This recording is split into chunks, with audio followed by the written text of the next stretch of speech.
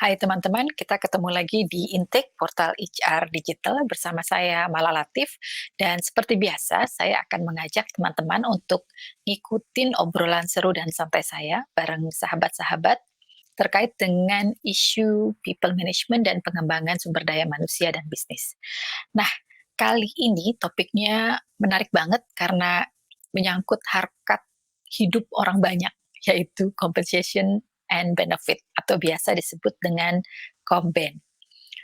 Sahabat saya, salah satu yang akan nemenin saya ngobrol sebentar lagi, berbaik hati, sangat berbaik hati, membagi data salary budget plan untuk tahun 2021 dan 2022. Makasih banyak ya Pak. Dan ini dia datanya dari Willis Towers Watson yang terbaru. Dan secara garis besar kita lihat bahwa selama masa pandemik perusahaan-perusahaan memang rata-rata mengambil salah satu dari 3 langkah, yaitu yang pertama tentunya salary freeze, berarti salary-nya tetap dan tidak ada kenaikan. Kedua, kenaikan yang tertunda. Jadi ditunda sampai sekitar 6 sampai 12 bulan dan terakhir mengurangi. Nah, untuk data yang terpampang ini adalah data yang diambil tanpa mengikut sertakan perusahaan yang salary freeze. Jadi excluding salary freeze. Dan di sini terlihat bahwa data salary secara overall data salary yang naik itu sekitar 5,75% di tahun ini. Dan semoga benar karena ini kalau dilihat dari sini pun di tahun depan forecast-nya lebih optimis dan bisa mencapai kisaran sekitar 6,5%. Dan di sini juga terlihat bahwa kenaikannya cukup merata untuk semua level, baik itu support staff, middle management, dan juga eksekutif. Tapi kalau kita lihat data yang memasukkan perusahaan yang melakukan salary freeze, tapi maaf datanya nggak bisa kita tampilkan di sini, terlihat bahwa banyak perusahaan yang menahan gaji eksekutifnya dan kenaikannya hanya sekitar 4,5%. Nah, itu sekilas mengenai data yang kita punya, tapi tentunya kita akan obrolkan lebih seru lagi mengenai isu komben ini, dan kita langsung cus aja, kita akan mulai nongkrong bareng seru kita. Nah, saya akan panggil pertama kali Pak Henry. Yuk kita kenalan. Halo. Halo Pak Henry, apa kabar? Kabar baik, gimana kabarnya Mbak Mala? Sudah lama sekali, berapa tahun kita nggak ketemu ya? Sebenarnya udah lama ya. Lama sekali. Kita pertama kali ketemu itu, waduh, tahun Udah 20 tahun lah. Waduh, Jadi nanti ketahuan usia ya. Ketahuan umurnya. Tapi saya jauh ya umurnya sama Pak Henry, langsung declare dulu. Gak apa-apa. Sibuk apa sekarang Pak? Masih di consulting, masih di Willis Towers Watson. Jadi day to day yang lead Willis Towers Watson untuk talent and reward saya di Indonesia. Iya. Jadi orang yang tepat untuk kita kulik datanya lagi karena tadi depan datanya beliau juga ya Pak ya. Oke, thank you for join us ya Pak ya, dan kita panggil satu lagi ya. Baik, berikutnya saya akan panggil lagi teman lama saya juga, partner saya juga dalam banyak hal dalam diskusi tentunya, dan beliau sudah ibaratnya sudah malang melintang lama sekali di korporasi sebagai di area HR juga tentunya ya. Saya akan panggil Pak Kris. Pak Kris silahkan muncul. Ya. Halo, apa kabar? Baik. Saya nggak bisa menanyakan hal yang sama kepada Pak Kris karena kita ketemu tidak segitu lama ya. Kita lumayan cukup sering diskusi dan ketemu. Tapi thank you for join us Pak, karena waktunya beliau agak susah sekali dapatnya gitu ya. Ya orang sibuk ya. Curhat ya, saya curhat sedikit. Oke Pak Kris, sibuk apa Pak sekarang Pak? Ya, selain portal HR ya, saya sibuk jadi konsultan di beberapa bank, terus kemudian advisor juga di beberapa bank, dan juga ada startup kecil-kecilan lah. Oh, ya. Kecil ya, tanda kutipnya kecil. Oke, thank you. Kita akan ngomongin topik yang menarik ya, mengenai compensation and benefit. Ya. Nah, yuk, oke, kalau gitu kita gabung, kita mulai nongkrong bareng. Nah, oke, kita sekarang ketemu bareng. Kali ini, kembali lagi nih, ini topik yang sebenarnya kalau istilah saya, ini adalah topik yang mempengaruhi hajat orang banyak gitu. Jadi everybody wants to know apakah, mmm, perusahaan itu atau saya dinilai cukup baik dengan perusahaan dan salah satunya, benar nggak sih kan bahwa itu salah satunya dinilai dengan bagaimana, eee, company itu, meng-compensate dia gitu kan. Nah, kembali lagi dengan hasil yang tadi, survei tadi gitu. Pak Henry mungkin bisa jelasin lagi nggak mengenai, salary satisfaction ini gitu, Pak? Apa memang, gimana hasilnya? Memang sudah cukup puaskah orang-orang sebenarnya dengan salary mereka sebenarnya gitu? Gimana, Pak? Oke, jadi kalau kita bicara mengenai salary satisfaction, kayaknya selama saya terlibat dalam melakukan employee survey, itu selalu nomor satu. Udah berpuluh tahun itu selalu nomor satu. Artinya problem yang tidak pernah hilang. Jadi tidak ada yang namanya 100% puas. Walaupun kenyataannya sebenarnya kalau dia tidak puas pasti dia sudah keluar. Nah, jadi kalau kita bicara hal ini, yang pasti adalah ada dua kubu. Yang satu dari sisi employee ingin merasakan lebih, kemudian lebih baik lagi dan lebih besar lagi. Tapi di sisi lain, dari sisi perusahaan, selalu bicaranya cost optimization. Bagaimana menemukan kedua ini. Nah, inilah seninya, artnya di sini, Mbak Mala. Kita tidak bisa memuaskan semua pihak, pasti. Tapi kita harus mencari titik di mana optimal antara keduanya. Nah, itu kan akhirnya juga gimana, Pak Kris ada any thoughts nggak mengenai hal ini gitu, Pak? Bapak kan maksudnya gini, Bapak kalau saya lihat kan memang, kalau Pak Hendy kan memang dari konsultan gitu ya. Nah, Yes. Bapak kan pernah dealing dengan banyak, situasi di korporasi gitu kan ya. Apakah memang tadi seperti dibilang gitu, pertama apakah memang tidak akan pernah kita mencapai, membuat karyawan itu puas dengan salary mereka gitu kan. Dan terutama juga tentu kan dikaitkan dengan, etis, kerjanya juga gitu, etos kerjanya mereka juga gitu kan. Apakah dengan membayar salary sehingga mereka puas, sehingga mereka jadi lebih, produktif misalnya gitu, Pak? Atau seperti apa, Pak? Ya, kalau kita bicara kepuasan karyawan tentunya ya sebagai manusia karyawan itu nggak pernah puas ya. Jadi itu Manusiawi, suatu kita bisa bilang manusiawi nggak sih, Pak? itu manusiawi kan sifat dasar manusia. Tapi kan tentunya balik tadi seperti disampaikan oleh Pak Henry bahwa dimanapun juga perusahaan itu bergerak dalam hal ya dapat duitnya kan dari mana ya, dari bisnis kan. Nah, tentunya juga perusahaan juga punya batasan-batasan kemampuan untuk melakukan itu. Jadi kita selalu berusaha mengoptimalkan itu. Itu sebabnya saya rasa kalau di setiap perusahaan selalu ini ya, selalu mengadakan usaha-usaha untuk melakukan salary survey. Makanya selalu tuh saya sama mungkin dengan perusahaannya Pak Henry ini udah puluhan tahun ya, selama saya bekerja di perusahaan udah 20-an tahun tuh selalu ikut survei itu. Jadi kenapa saya selalu ikut survei itu? Ya di samping karena memang kita membutuhkan data-data itu juga untuk memastikan, karena kita juga berhadapan dengan stakeholder kita. Nah, stakeholder kita kan selalu tanya ya, bagaimana Mbak Kris untuk meyakinkan bahwa karyawan-karyawan ini sudah dibayar secara sesuai. Nah, oke. Apakah sudah di market? Nanti pertanyaan lebih panjang lagi ya. Marketnya Bapak ke market yang mana? Kalau saya dulu di bank, Bapak compare-nya ke bank mana aja yang dipilih, kayak gitu-gitu panjang jadi ceritanya nggak Pak Henry-nya. Iya. Contohnya, Bapak kompetitornya siapa? Pak bener nggak itu naruhnya? Nah di tempat kita ini, ya, kalau dari sudut company biasanya ketinggian berapa nih kita kompensasinya orang-orang ini ya. Kalau yang bayar kan bilangnya ketinggian apa enggak. Nah, sementara kalau kita bicara dengan serikat pekerja, Pak ini kita kerendahan, nggak sesuai dengan market. Gitu. Masuk ke yang A tadi yang Pak Henry bilang gitu ya, harus ketemu di tengahnya itu ya. Ketemu di tengah. Nah, ketemu di tengah itu memang bukan suatu hal yang mudah dan itu membutuhkan effort, terutama untuk teman-teman SDM di bagian compensation tuh. Karena apa ya, harus ada metodologinya dan harus ada cara-cara yang sesuai untuk bisa menjelaskan itu, baik kepada manajemen maupun kepada tentunya stakeholder kita kan juga serikat pekerja juga stakeholder kita. Itu kan Pak Henry ya? Tepat Iya. sekali Pak Nah, Kris. saling Iya mendukung, dong. terlalu berteman akrab nih, kelihatan sekali akrabnya.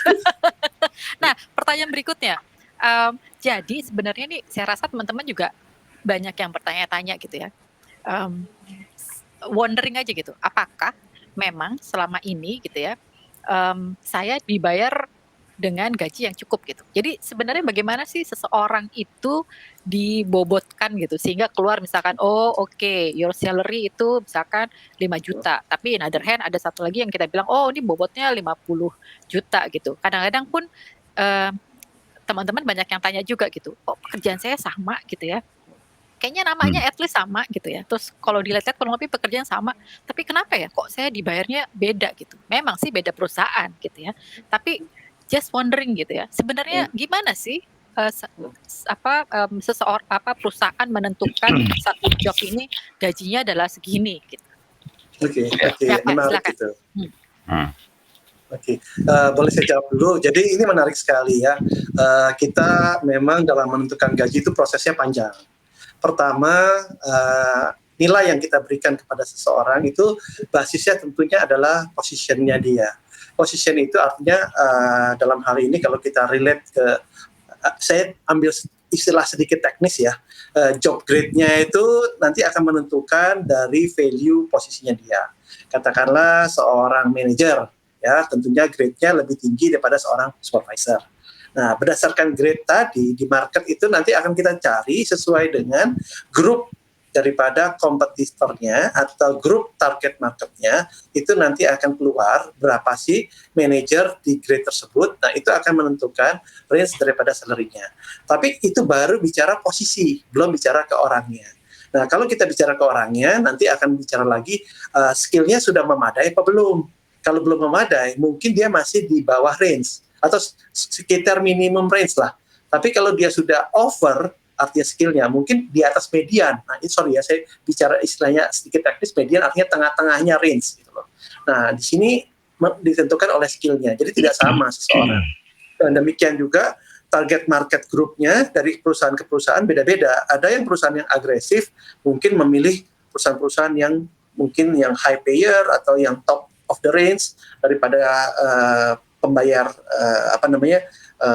memberikan remunerasi yang terbaik atau yang tertinggi di market gitu ya, top payer. Nah, ada juga yang mungkin memilih mungkin yang sedang-sedang saja ya gitu. Jadi tergantung target marketnya juga, dan ini ditentukan oleh siapa? Oleh bisnisnya sendiri. Dia mau agresif atau enggak. Kalau agresif pasti dia akan mencari yang tadi top payer. Tapi kalau dia mungkin lagi tumbuh secara tergantung strateginya ya, tumbuh secara normal dan dia mungkin sudah punya nama, orang datang sendiri. Jadi nggak perlu tinggi-tinggi pun orang datang gitu. Jadi dia ambil target market yang mungkin nggak terlalu tinggi ya, mungkin bisa saja median marketnya yang diambil sama dia.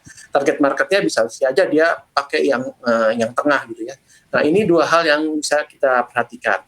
Tapi yang lebih menarik lagi nih Mbak Mala, sekarang ini ya, kalau dulu orang dibayar itu pertama adalah berdasarkan, saya bilang tadi grade-nya. Jadi di grade berapa, oke, dia keluar range-nya. Nah, sehingga dia akan ditentukan di situ berdasarkan job value-nya.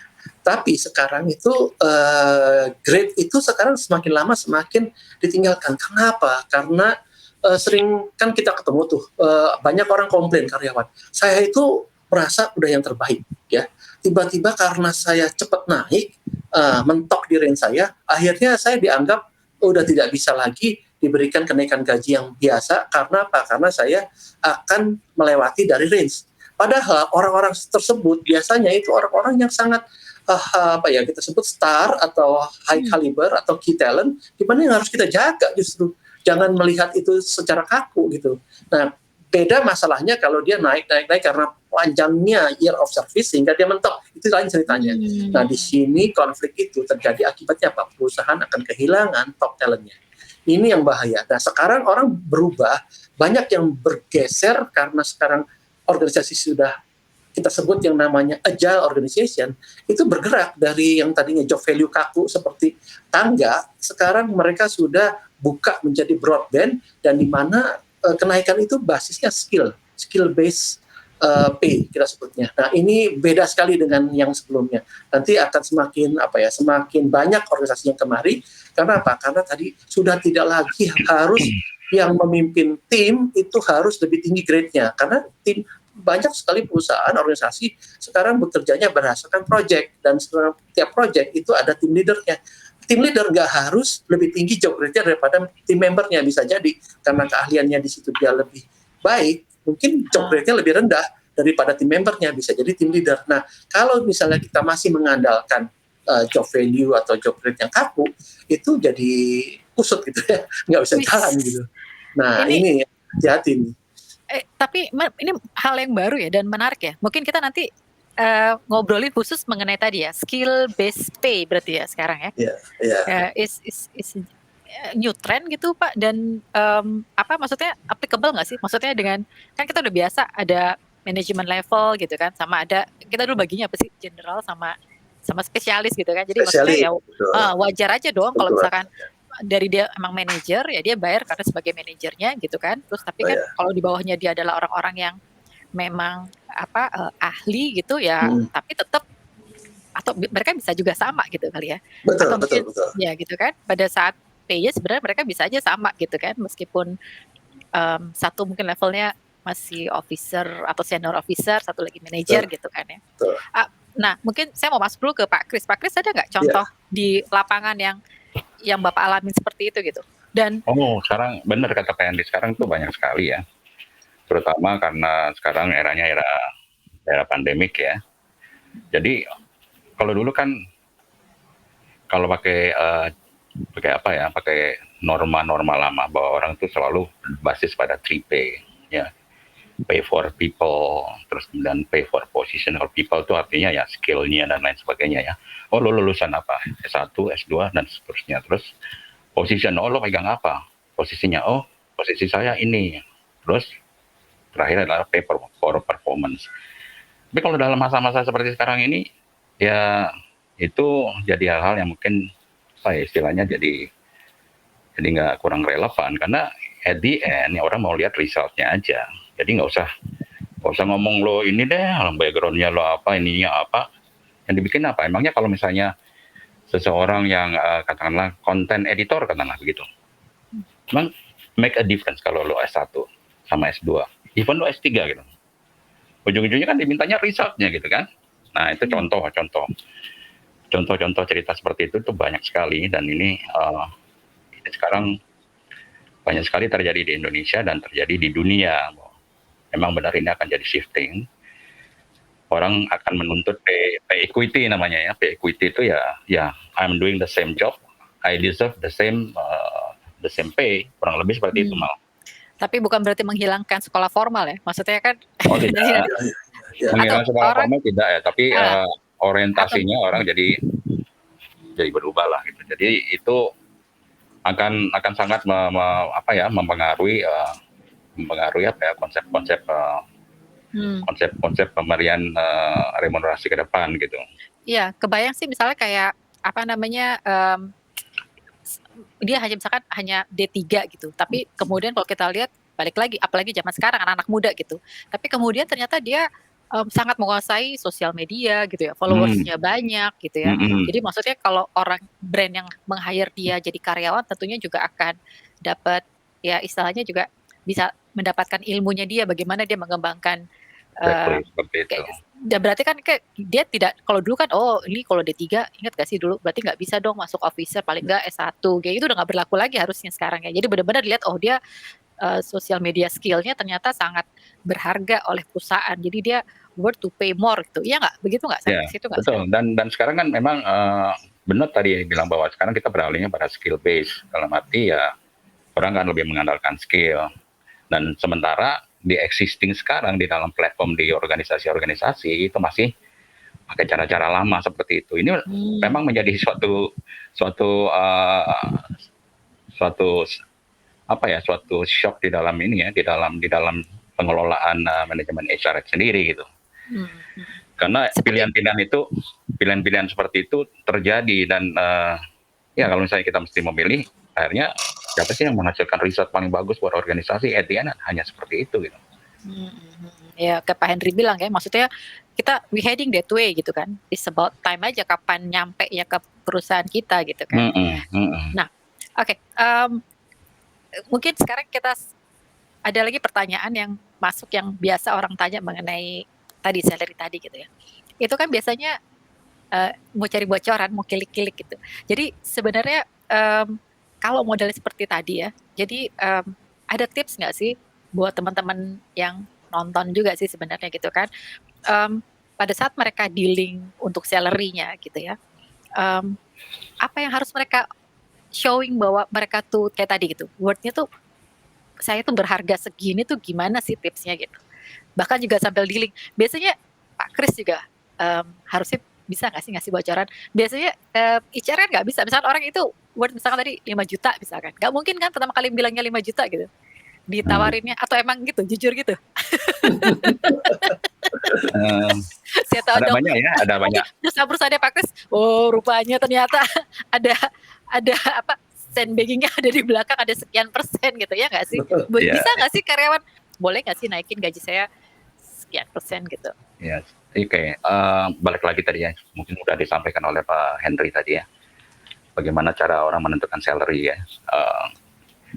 Jadi salary itu memang ada marketnya, dan sebetulnya saat ini tuh kalau kita cari-cari pun banyak ya, banyak sekali ya data-data, apalagi sekarang udah online dan semuanya di sosial media tuh salary kadang-kadang survei juga dibagiin sebagian ya.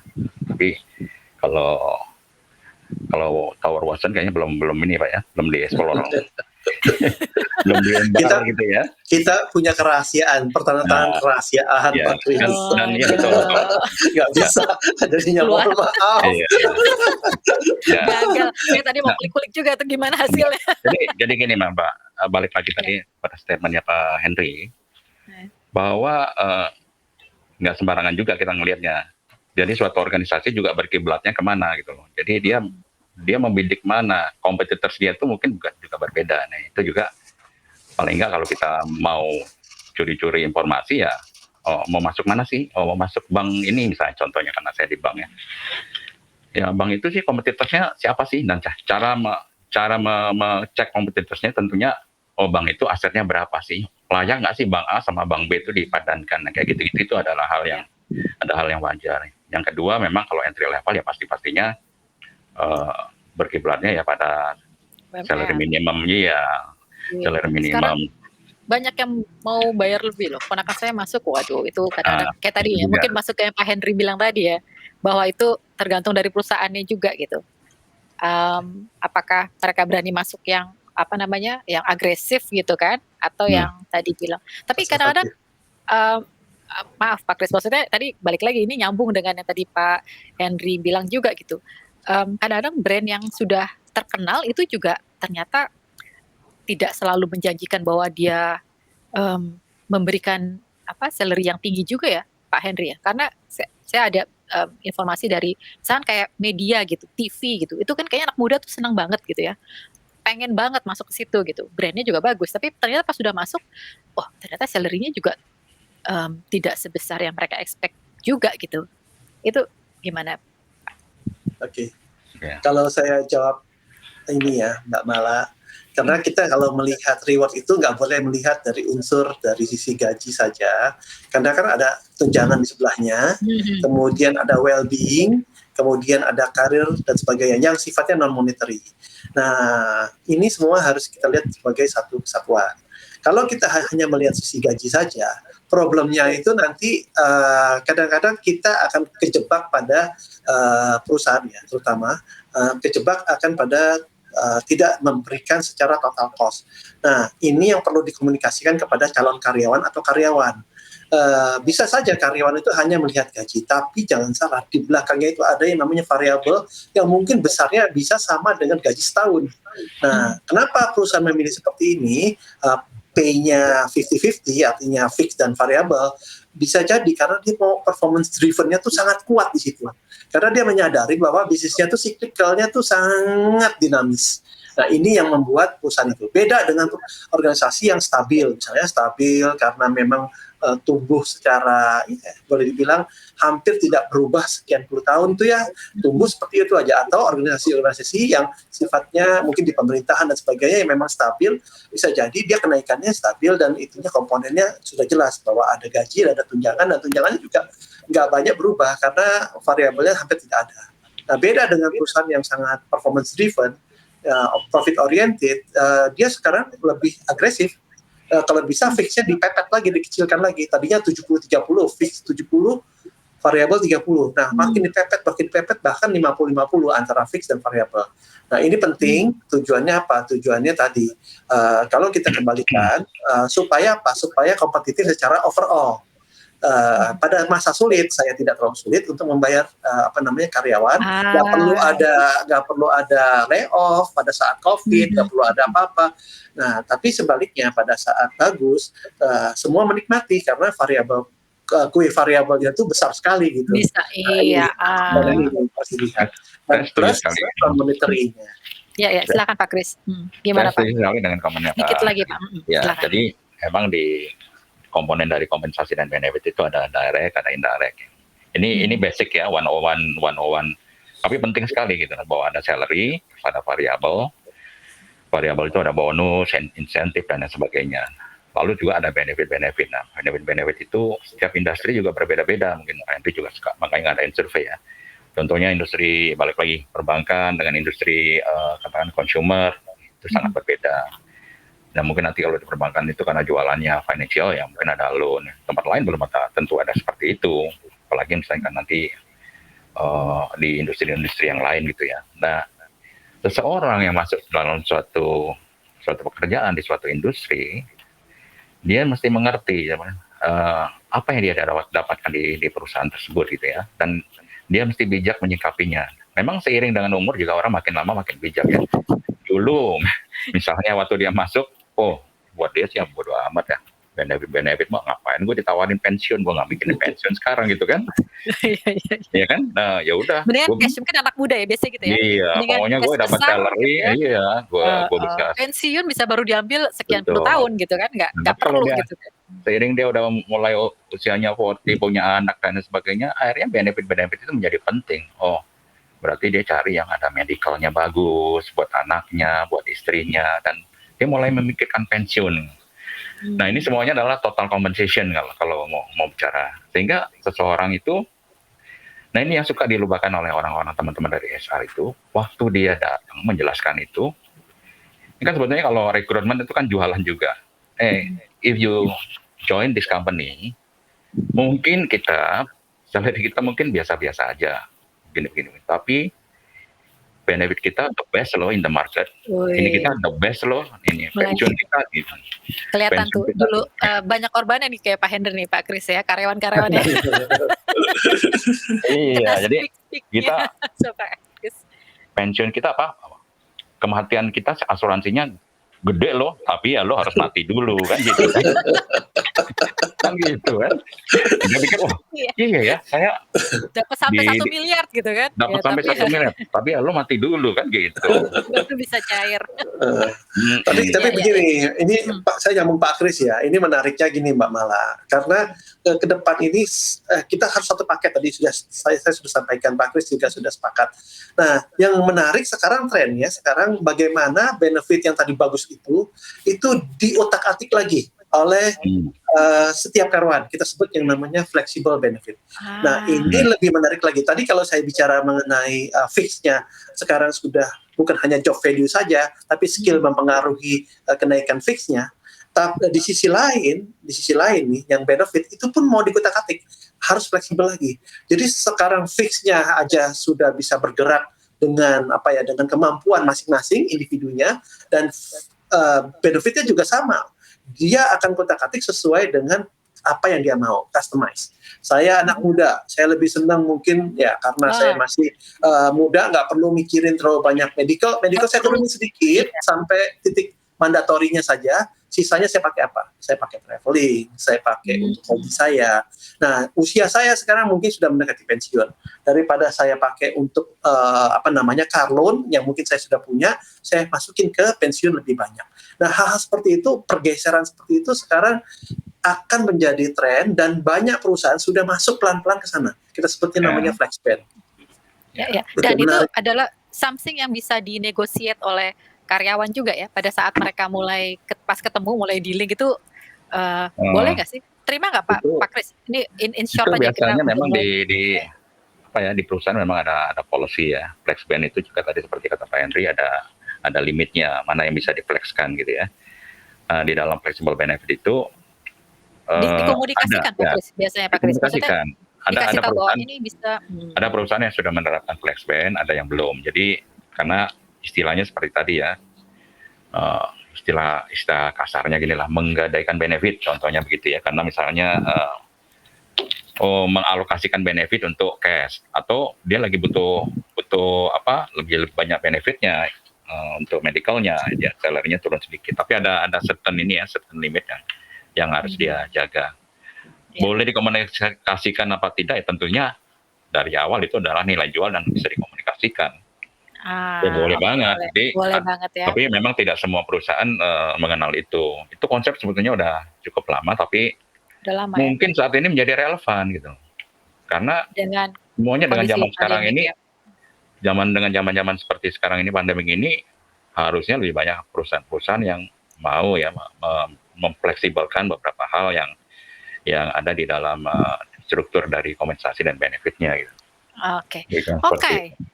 Terima kasih sekali Pak Kris, Pak Henry untuk sesi sekarang ini ya, untuk yang kali ini, karena kok saya justru banyak notes-nya bukan hanya pembicaraan kita, tapi untuk next discussion ya Pak. udah bikin notes untuk pembicaraan berikutnya. Nah, untuk teman-teman yang lain, untuk teman-teman yang nonton gitu ya, jadi tadi sudah kita dengarkan dari para expert ini beberapa hal yang menarik sekali. Yang pertama adalah mungkin pertama adalah salary itu tidak satu-satunya loh faktor yang juga satu-satunya faktor yang harus kita pertimbangkan saja gitu. Itu satu yang mungkin nggak semua orang sadar mengenai itu. Jangan hanya terpaku dengan salary gitu kan, bahwa ternyata kita harus melihat itu sebagai total package gitu kan. Ada benefit juga gitu kan ya, ada tunjangan yang lain-lain juga gitu, dan ada well-being jangan lupa juga gitu. Kayak contohnya ini ya Pak, misalnya liburan dibayar misalkan gitu ya, misalnya sejumlah cuti yang dibayar misalkan kadang-kadang gitu ya, atau juga kalau sekarang mungkin udah mulai istilahnya hibrid ya, bisa kerja di kantor, bisa kerja di rumah juga gitu ya. Nah, jadi kita harus lebih bijaksana melihatnya, dan juga kalau tadi sebenarnya salah satu bocorannya adalah coba aja ya untuk dealing pada saat Anda ditawari pekerjaan, pada saat Anda diskusi mengenai compensation benefit-nya dengan HR-nya gitu. Mungkin bisa ditanya awalnya, apakah ada penerapan flexi benefit di sini gitu kali ya? Apakah bisa ya? Namanya juga usaha ya. Kita coba dulu. Siapa tahu kalau dapat, alhamdulillah ya. Kalau enggak, ya nggak apa-apa. Sini saya tanda tangan, saya masuk tetap gitu ya. Oke, sekali lagi terima kasih Pak Henry, Pak Kris. Kita akan ketemu lagi di sesi berikutnya. Dan jangan lupa untuk selalu follow ya. Dan juga untuk selalu ikuti pembicara-pembicara menarik berikutnya yang terkait dengan people management. Terima kasih. Sama-sama. Sampai jumpa. Sampai jumpa.